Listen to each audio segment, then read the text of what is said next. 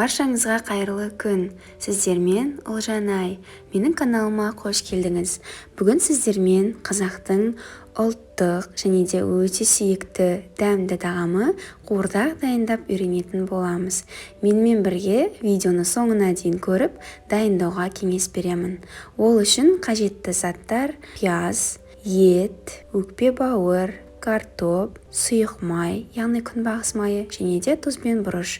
Барлық ингредиенттер қажет мөлшермен төменде описаниеде толық көрсетілген. Енді дайындауға кірісеміз. Ол үшін табаға әуелі сұйық майды құйып, оны қыздырып аламыз. Содан соң май қызғаннан кейін оған пиязды саламыз да, пиязды шамалы сарғайғанша қуырып аламыз. Ол сарғайғаннан кейін етті саламыз. Және де пияз екеуін осылай араластырып аламыз. Етті өзіңіздің қалауыңызша турасаңыз болады. Одан кейін етке бірден өкпені қосамыз. Өкпені салып, осылай барлығын араластырып аламыз.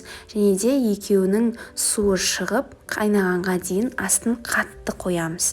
Яғни қатты отта осылай қайнатамыз. Ол қайнағаннан кейін астын баяу етіп қоямыз. Және де тұзды саламыз дәміне қарай. Содан соң оның бетін жауып, 40 немесе 45 минутқа, яғни еті піскенге дейін, мүмкін сізде ол 1 сағат кетуі де мүмкін, еті піскенге дейін осылай қайнап жатқан кезде астын баяу отқа қоясыз және бетін жауып 1 сағаттай уақытқа қалдырамыз. Мінекей, менде 1 сағат уақыт өтті. Осылай болып өзінің еттің суы шыққан. Тағы да бір араластырып алдым. Етім пісіп дайын болған. Менің осы етімнің пісуіне шамамен 40-45 минуттай кетті.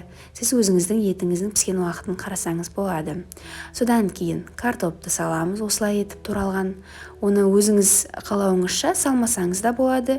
Және де турауы да өз қалауыңызша. Содан соң барлығын жақсылап тұрып осылай араластырамыз. Мінекей, араласты, және де бетін жауып, оны шамамен 15 минуттай уақытқа қоямыз. Яғни картоптың пісуі үшін солай қалдырамыз.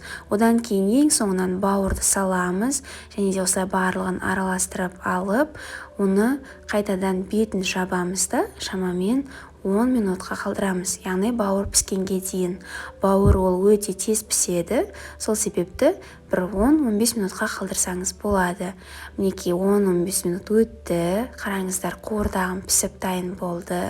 Өте дәмді болып шығады. Міндетті түрде сіздерге дайындауға кеңес беремін. Видеом түсінікті және ұнады деп ойлаймын. Егер де ұнаса, лүпіл басып пікір қалдырып кетіңіз. Және де каналыма тіркелуді ұмытпаңыз. Рахмет.